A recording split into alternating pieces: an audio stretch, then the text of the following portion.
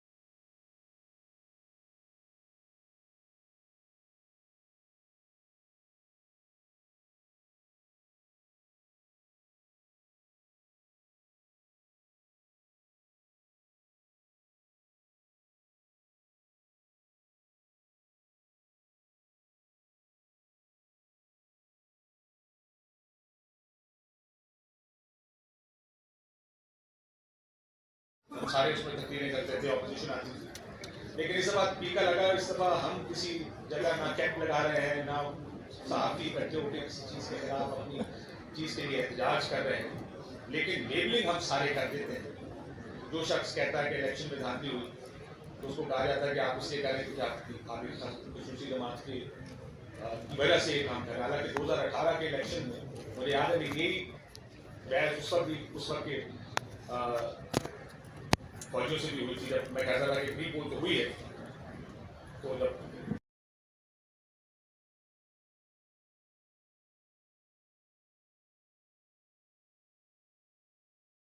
पिछले 4-5 साल में जैसे मैंने कहा कि ये बहुत ज़्यादा बढ़ना शुरू हो गया।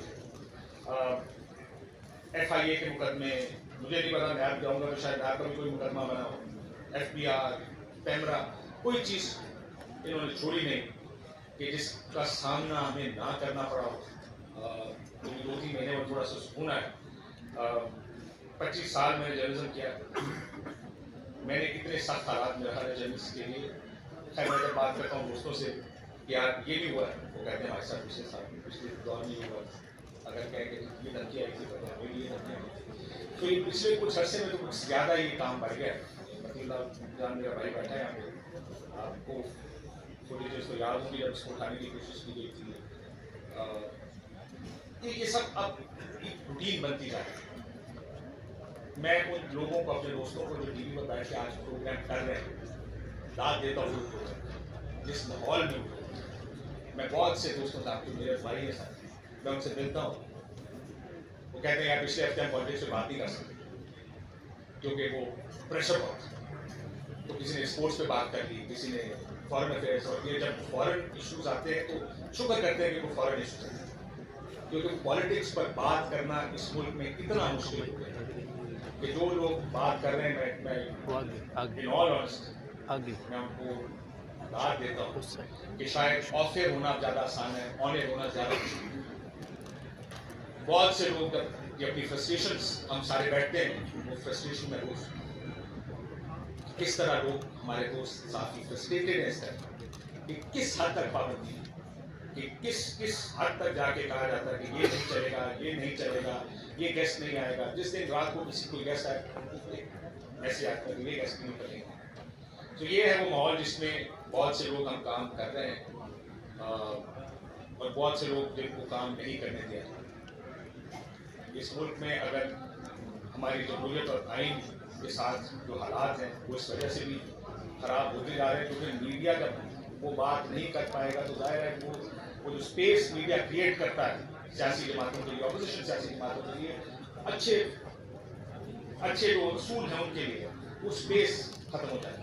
आज मेरे बहुत से दोस्त भी बैठकर बहुत प्रेशर के अंदर काम कर रहे हैं और वो बहुत सी चीज़ों पर बात नहीं कर सकते।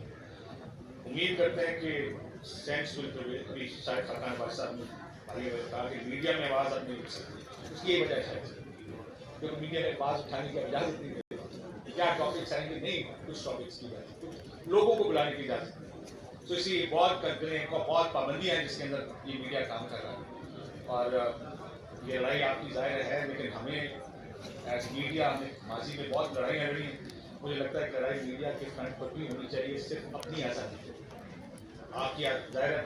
हम खामोशी से सब कुछ बर्दाश्त करके पिछले 2-3-4 साल में मेरा ख्याल है एक मूवमेंट मीडिया की तरफ से शुरू होनी चाहिए। हमारी उम्मीदें रुक या नहीं है, लेकिन जब तक हम अपनी लड़ाई खुद नहीं लड़ेंगे, कोई आज़ादी प्लेट में रख के बनेंगे।